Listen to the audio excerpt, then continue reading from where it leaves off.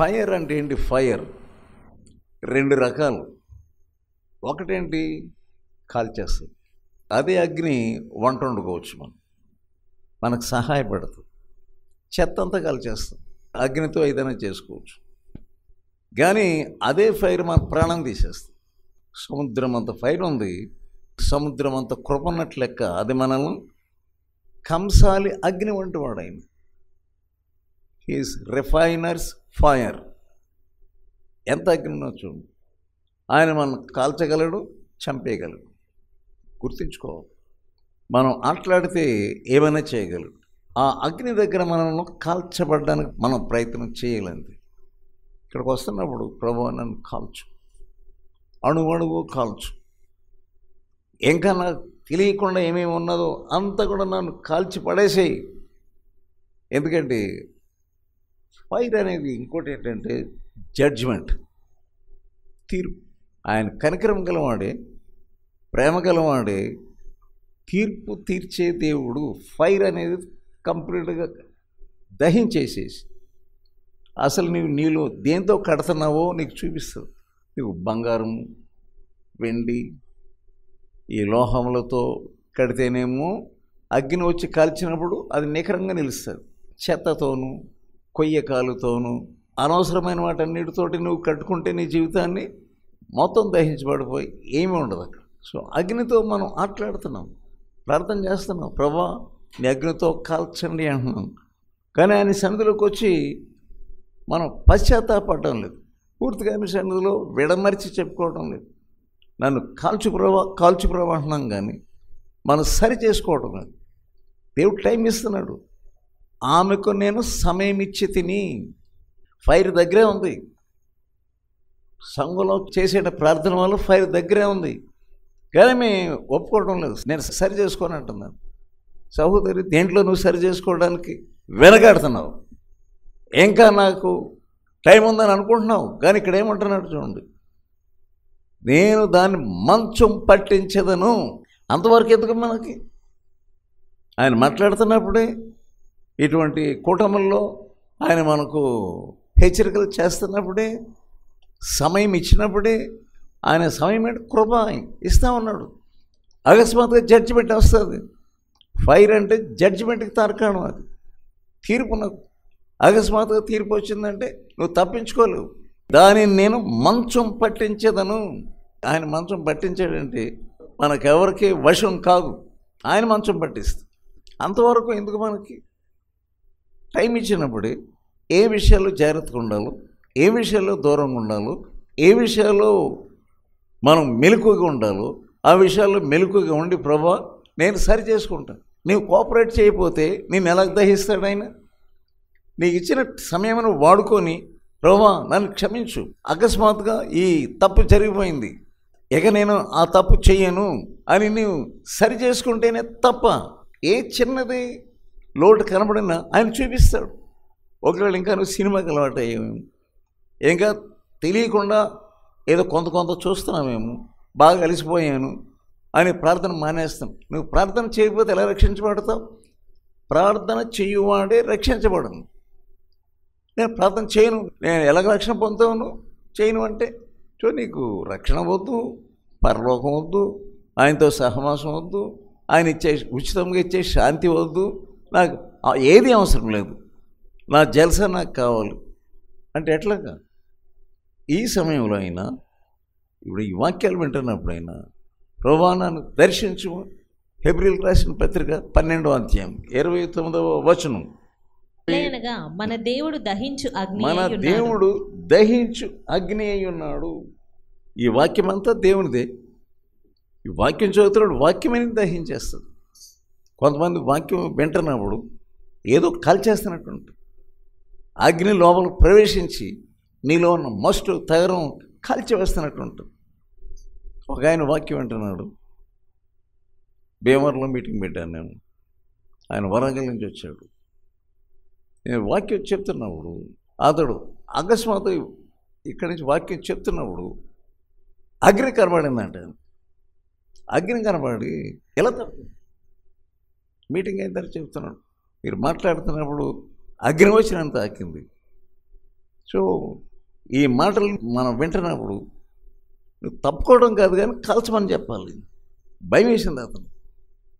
అప్పటి వరకు తన ఇష్టానుసారంగా ప్రవర్తించాడు, వాళ్ళని వీళ్ళని మోసం చేశాడు. కానీ వాక్యం ఎప్పుడైతే వింటున్నాడో ఈ దహించు అగ్ని తన మీదకి రావడం చూశాడంతే, భయపడ్డాడు అతను. సో ఇది అసలు ఆయన మాటలే దహించు అగ్ని. నా మాట అగ్ని వంటిది కాదా. తర్వాత ఏముంది? బండలను బ్రద్దలు కొట్టు సుత్తి వంటిది. సో నమ్మాలంతే. అగ్ని వంటి వాక్యం నీ మీదకి వస్తున్నప్పుడు నువ్వేం చెప్పాలంటే, నాకు కాల్చు ప్రభువా, ఆయన నిన్ను ప్రేమించే ఈ వాక్యాన్ని నీ మీదకి పంపిస్తాను, ఎందుకు నేను దహించాలని. నన్ను దహించు అని. నీకు కష్టమే, దహిస్తున్నప్పుడు కష్టమే. ఆ కాల్పుదల నీకు కావాలి, అప్పుడు నీకు షైనింగ్ వస్తుంది. లేకుంటే అదే అగ్ని నిన్ను చివరికి చంపేస్తుంది. సముద్రం అంత అగ్ని ఉంది. ఎందుకుందంటే నిన్ను కాల్చి శుభ్రం చేయటానికి. విస్తారమైనటువంటి అగ్ని, విస్తారమైన కృప, విస్తారమైన సమయం, ప్రతిరోజు సమయం ఇస్తున్నాడు. ఏ కనును కనపరుచుకుంటున్నావు. ఎన్ని రోజుల సమయం ఇవ్వాలైనా మేము ఇక నుంచి చూద్దాం, ఇక చూద్దాం, ఇక చూద్దాం అని తెలుసుండి ఆయనకి నీవు లోబడలేకపోతున్నావు. ఏదో కారణం చెప్తున్నావు ఆయనకి. మీకున్న జ్ఞానం ఎలా ఉందంటే నేను చాలా జ్ఞాని అనుకుంటున్నావు. హెబ్రీ 13:8 యేసుక్రీస్తు నిన్న నేడు ఒక్కటే రీతిగా నిన్న నేడు ఒక్క రీతిగానే ఉన్నాడు. ఆయన యుగ యుగములో ఒకే రీతిగా ఉన్నాడు. సో పాతకాలంలో ఎలా ఉండినాడు, ఇప్పుడు కూడా అలా ఉన్నాడు, రేపు కూడా అలాగే ఉంటాడు. ఆయన మార్పు లేని దేవుడు. ఇశ్రాయేలీయులు ఎడారిలో తప్పు చేస్తున్నప్పుడు 1 కొరింథీ 10:8 నుండి చూద్దాం. మరియు వారి వలె మనము వ్యభిచరింపక యుందము. వారి వలె అంటే ఇశ్రాయేలీయుల వలె. వాళ్ళు దేవుని పెట్టలే, ఐగుప్తుల నుంచి బయట తీసుకొచ్చాడు వాళ్ళను. వాళ్ళకి మన్నానిచ్చాడు, వాళ్ళకి ఆరోగ్యాన్ని ఇచ్చాడు, వాళ్ళకి అన్ని రకములైన ఆశీర్వాదాలు ఇచ్చాడు. వాళ్ళ కాళ్ళు కూడా వాయకుండా తీసుకొస్తున్నాడు. బట్టల షాపులు లేకపోయినా సరే అదే బట్టల్లో సాగేటట్టుగా చేస్తున్నాడు. బట్టలు మాసిపోలేదంట. వాళ్ళు ఉతుక్కోవడానికి అసలు కారణమే లేదు. ఆహారం ఇచ్చాడు, ఉదయం లేవగానే ఆహారం ఇస్తాం. అన్ని సమయంలో శత్రువులు వచ్చినప్పుడు ఆయనే వారి పక్షంగా యుద్ధం చేశాడు. అయినను ఈ ఇశ్రాయేలీయులు ఏం చేస్తున్నారు? వాళ్ళు వ్యభిచరించినట్లు మీరును వ్యభిచారంలో పాలుపొందవద్దు. వారిలో కొందరు వ్యభిచరించినందున ఒక్క దినముననే 23,000 మంది కూలిరి. ఒక్క దినంలో 23,000 మంది కూలిరి. మనము ప్రభువును శోధింపక యుందము. శోధించకూడదు. నాకు అది కావాలి ప్రభు, అది కావాలి ప్రభు. ఎందుకు శోధిస్తున్నావు అలాగా? నువ్వు నాకు తప్పకుండా చేసి పెట్టాలి ప్రభు. శోధిస్తున్నాము. వాళ్ళు శోధించారు. వారిలో కొందరు శోధించి సర్పము వలన నశించిరి. సర్పములు పంపించాడంట. భయంకరమైన సర్పాలు పంపించాడు. ఆ సర్పాలు కాటేయడం, వాళ్ళు చనిపోవడం. ఎంత భయంకరం. శోధించవద్దు. ఆయన లొంగిపోవు. తెలుసుండి నువ్వేం చేస్తున్నాడు? మొండితనం చూపిస్తున్నావు. ఆయన సన్నిధిలో మొండితనం చూపించి చూపించి చూపించి శోధించి శోధించి శోధించి ఎందుకు వచ్చి నీకు ఇస్తే ప్లంతాను. ప్రతిరోజు శోధించడమే. నీతో ఏం మాట్లాడుతున్నానంటే నాతో ఏం మాట్లాడలేదు. నువ్వేం శోధిస్తూ ఉంటావు. నాకు ఇది కావాలి, నాకు అది కావాలి, నాకు అది కావాలి, నాకు ఇది కావాలి. ఈ పిల్లలు శోధిస్తారు చూడండి, శోధిస్తారు. నాకు చేస్తావా చేయవా, నాకు చేస్తావా చేయవా. నువ్వు ప్రేమ గల దేవుడు కదా, నువ్వు కృపగల దేవుడు కదా. ఎలా శోధిస్తే నీకు అర్థం కావట్లేదు. బైబిల్లో ఉందంటే నీవు శోధించవద్దని. యేసయ్య ఏం మాట్లాడుతున్నాడు? సైతాన్తో మాట్లాడతాడు. ప్రభువును శోధించవద్దని చెప్పాడు. ఒకవేళ శోధిస్తున్నావో లేదో కనుక్కో. ప్రభువా నేను శోధించకుండా నాకు సహాయం చేయి. తెలిసి నేను శోధించు. డౌట్ పడకైనా. సర్పముల వల్ల వాళ్ళు ఏమయ్యారు? వాళ్ళు చనిపోయారు. మీరు సనగకుడి, వారిలో కొందరు సనిగి సంహారకుని చేత నశించిరి. ఏది లేకపోయినా సణుకుడు వస్తుంది. సణగవద్దు. అసలు నీకు చెప్పేవాళ్ళు లేరు, గద్దించేవాళ్ళు లేరు, హెచ్చరికలు చేసేవాళ్ళు లేరు, కఠినంగా గద్దించేవాళ్ళు లేరు. ఈ దినాల్లో ఎక్కువ మంది పొగిడేవాళ్ళు ఎక్కువ ఉన్నారు. పొగిడే పాస్టర్లు చాలామంది ఉన్నారు. ఉదయం గద్దించారు కదా, మళ్ళీ ఇప్పుడు గద్దించడం ఏంటి? అదే అగ్ని నేను కాల్స్తుంది. నీలో నీకు తెలియకుండా చేరుతున్న మస్టును కాల్చడానికి ప్రయత్నం చేస్తుంది. దేవుని సేవకుడు ద్వారా దేవుడు నేను గద్దించినప్పుడు విసుకు, ప్రభు నిన్ను గద్దించినప్పుడు నీవు విసుగవద్దు. ఈ సమయంలో దేవుని సన్నిధిలోకి వచ్చాం. ఏం ప్రార్థన చేసుకోవాలి? ప్రభు నన్ను కాల్చు. యెషయా గ్రంథం 1వ అధ్యాయం 18వ వచనం. రండి మన వివాదము రండి. తీర్చుకొందము. దేవుడు ఏమంటాడంటే, రా మనం వివాదం తీర్చుకోండి. మీ పాపములు రక్తము వలె ఎర్రనివైనను అవి హిమము వలె తెల్లబడును. అవి హిమము వల్లే తెల్లనవాను. ఆయనే చెప్తాను, నీ పాపంలో ఒక ఎర్రగా ఉన్నప్పటికీ రా నా దగ్గరికి రా, నేను శుద్ధి చేస్తాను, నేను కడుగుతాను, నేను ప్రయోజనకరమైన వ్యక్తిగా చేస్తాను అన్నప్పుడు ప్రభా ప్రతి మస్టుత నాలోంచి దహించేయి. ఎటువంటి మస్టు నాలో ఉండకూడదు. యెహెజ్కేలు గ్రంథం 36వ అధ్యాయం 25వ వచనం. మీ అపవిత్రత యావత్తు పోవునట్లు. యావత్తు గుర్తుంచుకోండి, యావత్తు కొంచెం కూడా ఉండకూడదు అపవిత్రత. ఆ మెట్లోనికి మనల్ని తీసుకురావాలని కోరుతూ ఉన్నాడు.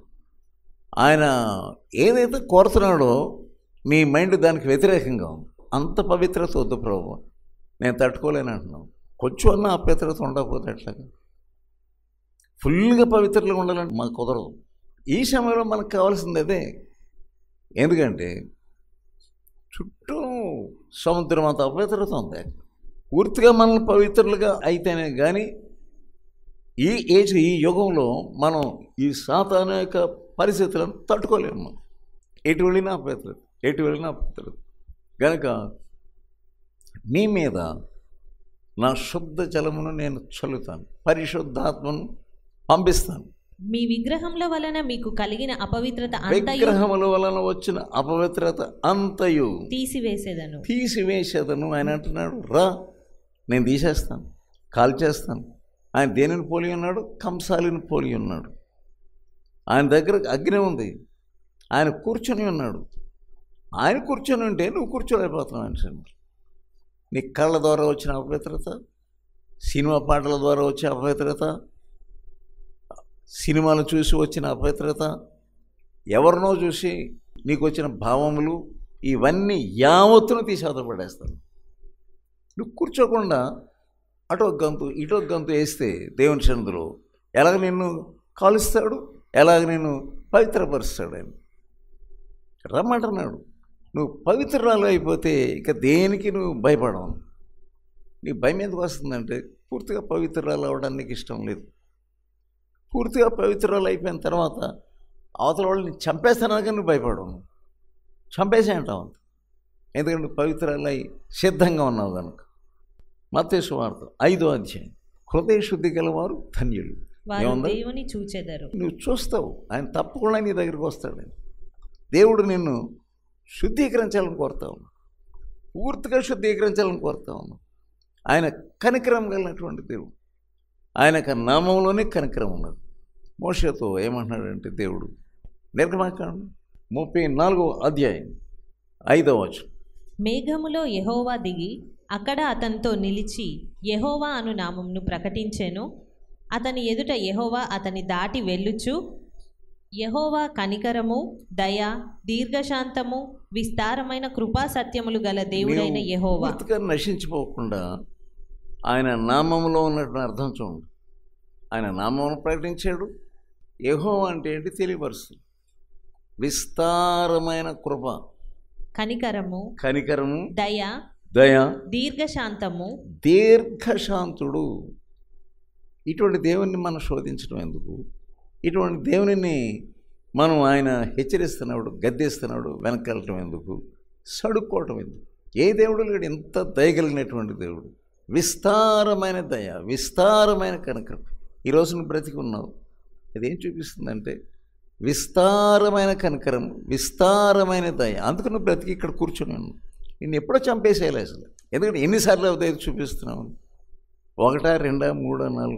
ఆయన దయ చూపించగలిగే నువ్వు వ్యతిరేకమైపోతావు, ఇంకా మూడుదానం అయిపోతావు, నువ్వు ప్రక్కదారులు పడతానే ఉన్నావు. ఇదంతా కారణం ఏంటంటే ఆయన విస్తారమైన దయగలవాడు కనుక నీవు దీన్ని ఏం చేస్తున్నావు అంటే నీ ఇష్టానుసారంగా వాడుకుంటున్నావు. సద్వినియోగపరచుకోవడానికి బదులుగా దుర్వినియోగపరచుకుంటున్నావు ఆ దయను. నీకున్నటువంటి ఆరోగ్యం, నీవు అనిపిస్తున్నటువంటి శాంతి, నీవు అనిపిస్తున్నటువంటి అనేకమైన కృపలను చూస్తే నిజంగా కృపను అనిపించడానికి నీకు కొంచెమైనా అసలే యోగ్యత ఉందా? లేదు. నువ్వు ఆయన నామమును ధరించుకున్నావు కనుక, ఒక క్రైస్తవుడను అని నువ్వు ధరించుకున్నావు కనుక ఆయన నిన్ను కాపాడుతున్నాడు. నీకు మరణ ప్రమాదాలు రాలేదా? వచ్చినాయి. ఆ టైంలో భయపడతావు. కొంతమంది మరణ ప్రమాదం వచ్చినా ఒక రోజంతా భయపడతానే ఉంటారు, వణుకుతూనే ఉంటారు, బాబాయ్ బాబాయ్ అంటూ ఉంటారు. 2 రోజు కొంచెం వణుకు తగ్గుతుంది, అంత ఇదిగా వణకరు. 3, 4, 5 రోజు వచ్చినప్పుడు వణికంతా పోతాం, మామూలుగా ఉంటారు. సో నెల అయిన తర్వాత వస్తాయిలే, ప్రమాదాలు వస్తాయి, అందరికీ వస్తాయి, ఎంతోమందికి వచ్చినాయి. కానీ ఎటువంటి కృప! నీ కొరకు ఎంతోమంది ప్రార్థన చేస్తున్నారు, సంఘం ప్రార్థన చేస్తున్నారు, నీకు తెలిసిన వాళ్ళు నీ కొరకు ప్రార్థన చేస్తున్నారు. అక్కడ ఏం చూస్తున్నావు? విస్తారమైన దయ, కృప, కటాక్షము, దీర్ఘశాంతము, సహనము నీ మీద ఉన్నది గనుక నేను కాపాడుకుంటూ వస్తాను. అందుకని ఆయన కృపను దుర్వినియోగపరుస్తుంది. నోహు దినములలో ఆ ఓడకడుతున్నప్పుడు 120 సంవత్సరాలు బోధ చేశాడంట ఆ నోవా. జలప్రళయం వస్తుంది, రండి, జలప్రళయం వచ్చేస్తుంది, మీరు ఓడను కడుతున్నాను, మీరు రావచ్చు అని ఆహ్వానం ఇచ్చి 2 చేతులు చాపుతున్నప్పటికీ ఆ దగ్గరున్న వాళ్ళు కూడా వెళ్ళట్లేదు. మాకేం తెలియదు, నువ్వేం చెప్తున్నావు, నువ్వు పిచ్చోళ్ళలా కనబడుతున్నావు, మేము చూడు ఎంత ఎంజాయ్ చేస్తున్నాము, తిప్పలన్నీ ఎందుకు, ఈయన కట్టడం అని ఎందుకు. సో దేవుని సేవ జరుగుతుంటే చాలామంది ఎందుకు వచ్చిందరు బాబు ఈయనకి తిప్పలు, ఈయన్ని ఎవడ చేయమన్నాడు ఇవన్నీ అనుకుంటూ ఉంటారు. కానీ ఆయన దయని గురించి ఆలోచించుకోరు. 120 సంవత్సరాలు సహనం చూపించాడు. అనేక మందితో ఆయన ఆత్మరూపంలో వెళ్ళి మాట్లాడినాడు. అయినప్పటికీ మానవుని హృదయం ఎలా ఉందంటే, నరుల చెడుతనం భూమి మీద గొప్పదనియు, నరుల చెడుతనము భూమి మీద గొప్పది, వారి హృదయం యొక్క తలంపులలోని ఊహ అంతయు, హృదయంలోని తలంపులలోని ఊహ అంతయు ఎల్లప్పుడూ కేవలము చెడ్డది, ఎల్లప్పుడూ కేవలం చెడ్డది, అంతే, ఎల్లప్పుడూ చెడ్డది. దానిని మార్చడానికే నేను దగ్గర రమ్మంటున్నాడు. ఆయన దగ్గరకు వచ్చి నువ్వు కొద్దిసేపు కూర్చోకపోతే, దినమంతటిలో ఎంతసేపు కూర్చుంటున్నావు ఆయన దగ్గర?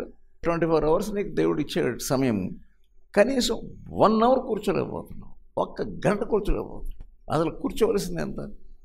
2.5 గంటలు తప్పకుండా ఆయన సన్నిధిలో కూర్చోవాలి.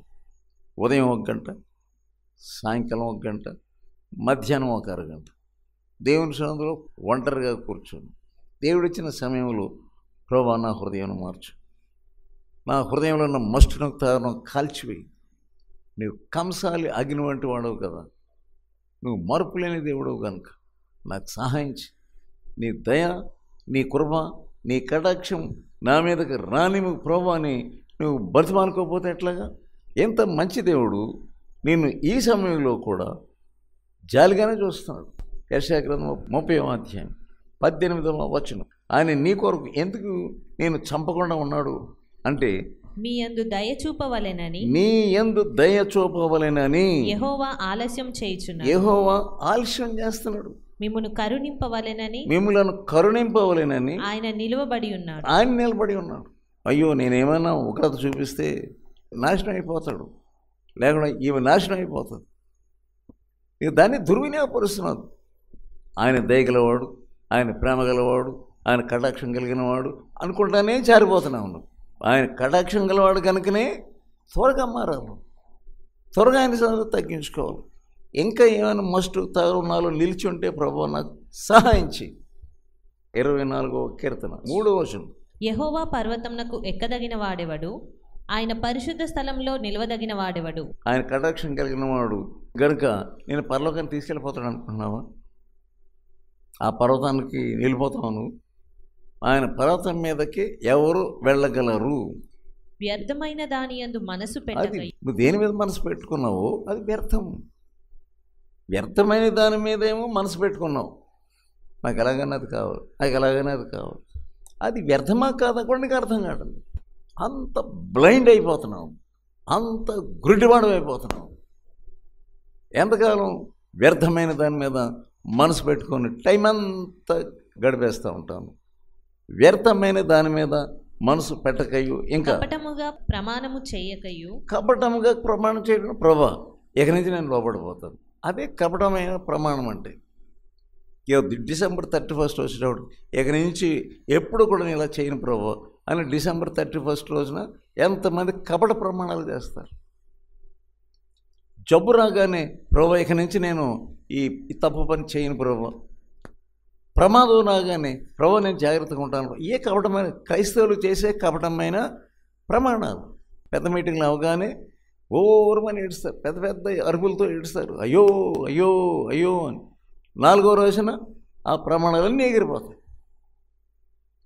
చాలా తొక్కుపడుతున్నాడు దేవుడు. నేను వీళ్ళ మీద కటాక్షం చూపిస్తానంటే ఎంత నిర్లక్ష్యంగా ఉంటున్నారు. నేను పరిశుద్ధ దేవుడిని అంటున్నాడు. హృదయ శుద్ధి లేకుండా ఆయన దగ్గర నువ్వు వెళ్ళలేవు, ఆయన నీ దగ్గర రాలేడు. పరలోకానికి వెళ్ళాలంటే వ్యర్థమైన దాని మీద మనసు పెట్టుకోకు. అబ్రహాం ఏం చేశాడంటే బయటికి రా అంటే వచ్చేసాడంతే. విధేయత చూపించాడు. నీలో విధేయత లేదు. నిన్ను కాల్చాలని కోరుతున్నాడు, నిన్ను వాడుకోవాలని కోరుతున్నాడు. నువ్వేంటంటే ఏమీ తెలియని మనిషిలాగా కనపడుతున్నావు. తెలుసుండి ఏ నిర్ణయం తీసుకోలేకపోతున్నావు. కేవలం వ్యర్థమైన దాని మీద మనసు పెట్టుకున్నందువలన మనకి ఏదో వస్తుంది, ఏదో వస్తుంది, ఏదో వస్తుంది. ఎటు తేల్చలేకపోతున్నావు. నీకు తెలుసు ఏ విషయంలో నువ్వు ఆయనకు లోపడలేకపోతున్నావో నీకు తెలుసు. దాన్ని ఎంకను ఏం చేస్తున్నావు అంటే పూర్తిగా లోపడలేకపోతావు. లోపడ్డాను కదా ప్రభు అంటున్నావు. నువ్వు సగమే లోపడ్డావు. ఎక్కడ లోపడ్డావు? పూర్తిగా నీ కొరకే ఆయన లోపడ్డావో లేదు. ఎందుకు నిన్ను అగ్ని కాల్చలేకపోతుంది? పూర్తిగా లోబడనందువల్ల. పూర్తిగా నీవు కూడా ఆయన సన్నిధిలో కూర్చున్నందు. ఆయన సన్నిధిలో కూర్చుంటే నేను కాలుస్తాడు. ఏముంది మలాఖీలో ఏముంది? ఆయన కంసాలి వంటివాడు కనుక కూర్చొని ఉండును. కంసాలి వాడు కూర్చొని ఉంటాడా? అటు ఒక గంతు ఇటు ఒక గంతు వేస్తా నీ వస్తువు చేస్తాడు. రోజంతా కూర్చొని ఉంటాడు కంసాలి. ఆ కూర్చొని కాలుస్తా తన మొహం చూసుకుంటూ ఉంటాడు. ఇంకా కాలుస్తా ఇంకా తన మొహం చూసుకుంటాడు. ఎంతవరకు కాలుస్తాడంటే కాలుస్తున్నటువంటి ఆ బంగారంలో తన ముఖం కనపడదు. యేసయ్య కంసాలి వంటివాడు కాలుస్తున్నాడు నిన్ను. నీలో ఆయన కనపడాలి. ఆయనకి ముళ్ళ కిరీటం నిన్ను చూస్తే నీలో ముళ్ళ కిరీటం కనపడాలి. నీవే కానీ యేసయ్య కనపడదు దాంట్లో. కాల్చి చూస్తున్నాడు నేను. ఇంకా ముళ్ళ కిరీటం రాలేదు నీకు. ఇంకా యేసు యొక్క ముఖం రాలేదు. అందుకని మళ్ళా కాల్చాలని చూస్తుంటే నువ్వు దాటుకెళ్ళిపోతున్నావు. ఆయనేమో అలా కూర్చున్నాడు. అరే కాల్చే వరకు కూడా కూర్చోట్లేదు. ఆయనకి టైం ఇచ్చి ప్రభావ నేను నిజంగా కాల్చానంటే నిజంగానే కాల్చు. నువ్వు ఎంతసేపు కూర్చుంటావు నేను కూడా అంతసేపు కూర్చుంటాను అనలేకపోతున్నావు. నా ఓపిక లేదు ప్రభావ. ఆయనతో ఏం చేస్తున్నాడు? ఆటలాడుతున్నావు. యెషయా నేను బాగానే ఉన్నాను అనుకుంటున్నాడు. యెషయా ప్రవక్తే. కానీ అకస్మాత్తుగా దేవుడు అతనికి ఒక దర్శనం ఇచ్చాడు. దర్శనంలో ఏం చూస్తున్నాడు? అత్యున్నత సింహాసనం మీద ఆసీనుడైన దేవుని చూశాడు. ఆ పైన ఎవరు ఎగురుతున్నారు? శరాపులు ఎగురుతూ ఉంది. 6 రెక్కలని ఒక్కొక్క దానికి. 2 రెక్కలతో ముఖాన్ని కప్పుకుంటుంది. 6వ అధ్యాయంలో కనబడుతున్నాడు. 2 రెక్కలతో ఏమో ఎగురుతున్నాయి, 2 రెక్కలతో కాళ్ళను కప్పుకుంటారు. వాళ్ళు ఏం పాటలు పాడుతున్నారు? వాళ్ళు సైన్యములకు అధిపతియగు యెహోవా పరిశుద్ధుడు పరిశుద్ధుడు పరిశుద్ధుడు. పరిశుద్ధుడు అనే మాట చూడండి ఎంత నొక్కి ఒక్కడి నుంచి మాట్లాడుతున్నారు. సర్వలోకమైన మహిమతో నింపబడి ఉన్నది. ఆ దెబ్బకి అతనికి హృదయం తెరబడిందండి. ఆత్మ నేత్రములను దేవుడు తెరిచాడు. ఆ కంఠ స్వరమునకు గడప పునాదులు కదిలిపోతుంది. మందిరం అంతా ధూమం చేత నిండిపోయింది. అంత దేవుని యొక్క చొక్కాయి అంచు మాత్రమే కనపడుతుంది, ఇంకేమి కనపడదు. నీవు ఆ దృష్టి ఈ దృష్టి పెట్టుకుంటే దేవుణ్ణి చూడకుండా ఎప్పుడు చూడలేదు ఈ దృశ్యం. అతను వాక్యాలు చెప్తున్నాడు, బోధలు చేస్తున్నాడు, అన్నీ చేస్తున్నాడు. అకస్మాత్ ఈ దర్శనం చూడగలని అరుస్తున్నాడు. ఏమని అరుస్తున్నాడు? అయ్యో నేను అపవిత్రమైన పెదవులు గలవాడను. సహోదరుడు నీ పెదవులు ఎలా ఉంది? నేను అపవిత్రమైన పెదవులు గలవాడను. అపవిత్రమైన పెదవులు గలవారి మధ్య నేను నివసించినవాడు. నేను నశించాను. I'm undone. నా పని అయిపోయింది, నాశనం అయిపోయినట్లు లెక్క. నేను నశించాను. ఆ టైంలో ఎగురుతున్నటువంటి ఒక శరాబు ఏం చేశాడంటే బలిపీఠం మీద నిప్పులు ఉన్నాయంట. ఆ నిప్పులలో ఒకదానిని తీసుకొని వచ్చి అతని నోటికి తగిలించి, ఇది నీ నోటికి తగిలేను గనుక నీ పాపమునకు ప్రాయశ్చిత్తమై. అగ్ని చేసేది అది. అగ్ని ఏం చేస్తుందంటే నీ పాపమునకు ప్రాయశ్చిత్తం తీసుకుని వస్తుంది. నీలో ఉన్న అపవిత్రత అంతా కాల్చేయడానికి ఆయన సిద్ధంగా ఉన్నాడు. ఆయన ఈ యెషయా పశ్చాత్తాపడినట్లుగా నీ కూడా పశ్చాత్తాపం. ప్రభువా, యెషయా పెదవులను కాల్చావు కదా, నన్ను కూడా కాల్చు. కాలిస్తే నీ వెంటనే నీ స్వభావం మారిపోతుంది. అతడి స్వభావం మారిపోయింది. పరలోకంలో ఒక మాట అంటున్నాడు. పరలోకంలో అక్కడ తండ్రి, కుమార, పరిశుద్ధాత్మలు మాట్లాడుకుంటున్నారు. సగం ఎక్కడున్నాడు, సగం అక్కడ ఉన్నాడు. ఎవరిని పంపించేదను, నా కొరకు ఎవరు పోను. దానికి రెస్పాండ్ ఇస్తున్నాడు. నువ్వు వెళ్ళవయ్యా యెషయా అని అనలేదు. చాలామంది మొండిగా ఎలా తప్పించుకుంటున్నారంటే, నన్ను దేవుడు పిలవలేదు కదా, నన్ను ఈ రోజును పిలిచాడు అనుకోండి, ఈ రోజునే నేను వచ్చేస్తానంట. ఈ అంతగడ వేషధారణ ఉందా? తప్పించుకోవడానికి ఎన్నో మాటలు మాట్లాడతాను. ఇతను వచ్చేసానని చెప్పలేదు దేవుడు. మాట విన్నాడండి. దేవుని యొక్క మాట యొక్క శక్తి చూడండి. హృదయం పూర్తిగా మార్చి అవతల పడేస్తున్నాడు. ఏమంటున్నాడు? చిత్తగించుము, నేను ఉన్నాను, నన్ను పంపు. That is surrendering. నిన్ను నీవు ఆయనకు సరెండర్ అయిపోయింది. ఇంకా నువ్వు దేవుని యొక్క అనుభవంలోకి రావడం లేదు. ఇంకా మానసికంగా జీవిస్తున్నావు. అంతే. నామక్రాత క్రైస్తవుడి వలె ఉన్నావు. నాకేమీ దర్శనం రాలేదంటున్నావు. అసలు నువ్వు ఆయన సన్నిధిలో కనిపెట్టి, ప్రభువా నాతో మాట్లాడు, ఏం చెప్తే చేస్తాను అంటలేదు. నువ్వు వంకర టెంకర ప్రార్థన చేస్తున్నావు. అవి బాబోయ్ నిజంగా ఆయన పిలిచేస్తే నేను ఏమైపోతున్నాను, వణికిపోతున్నావు అంటూ పీరికి బందగా ఉన్నాడు. ఎంతకాలం మేము ఇలా ఉంటాం? ఆయన దహించు అగ్ని ఉన్నాడు. ఆయన నిన్ను కాల్చడానికి సిద్ధంగా ఉన్నాడు. 64వ అధ్యాయం యెషయా గ్రంథం 1వ వచనం. గగనము చీల్చుకొని నీవు దిగివచ్చెదవు గాక, నీ సన్నిధిని పర్వతములు తత్తరిల్లును గాక. ఆయన అగ్నితో ఉన్నటువంటి దేవుడు, అగ్నితో నింపబడినటువంటి దేవుడు. ఆయనే అగ్ని కనుక పర్వతాలు సైతం మైని వలె కరిగిపోతాయంట. పర్వతమే కరిగిపోతుందంటే మనం కరగలేకపోతున్నాం. నీ శత్రువులకు నీ నామము తెలియజేయుటకై అగ్ని గచ్చ పొదలను కాల్చు రీతిగాను, అగ్ని నీళ్లను పొంగజేయు రీతిగాను నీవు దిగివచ్చెదవుగాక. ఆయన వచ్చినప్పుడు పర్వతాలు కదులుతున్నాయి, కరిగిపోతున్నాయి. పర్వతం కంటే మనం కఠినమైపోతే ఎట్లా? ప్రభా, అగ్ని వలె మా మీదకు దిగివచ్చెదవుగాక అని ప్రార్థన చేసి నిజంగానే ఆయన తాగుదల మనం పొందుదాం. ఓపికతో ఫలించు అనే పుస్తకాన్ని చదివి అనేకులు మేలు పొందుచున్నారు. ప్రతి ఒక్కరూ తప్పక చదవాల్సిన పుస్తకం. ఈ పుస్తకాన్ని చదువుతున్నప్పుడే పరిశుద్ధాత్మ శక్తి బలంగా మీపైన పనిచేస్తుంది. ఈ ఆధ్యాత్మిక పుస్తకం కొరకై వెంటనే మమ్ములను సంప్రదించండి. సమర్పణ పత్రిక. ఈ పత్రిక మిమ్ములను సూక్ష్మంగా పరిశీలించి దైవవాక్యాన్ని అందించి మీ జీవితంలో విశ్వాసం యొక్క అవసరతను తెలియజేస్తుంది. ఈ పత్రిక చదివిన కొందరు రక్షణ పొందడమే కాక దైవ సేవలో కూడా పాల్పొందుచున్నారు. మరెన్నో ఆధ్యాత్మిక పుస్తకములు మీ కొరకు సిద్ధంగా ఉన్నవి. మా చిరునామా బి ముఖర్జీ, సమర్పణ మినిస్ట్రీస్, చిన్నగొలపాలెం, వయా మొగుల్తూరు, పశ్చిమ గోదావరి జిల్లా. Pin code 534281. మా ఫోన్ నంబర్ 9542037489, 9390108373.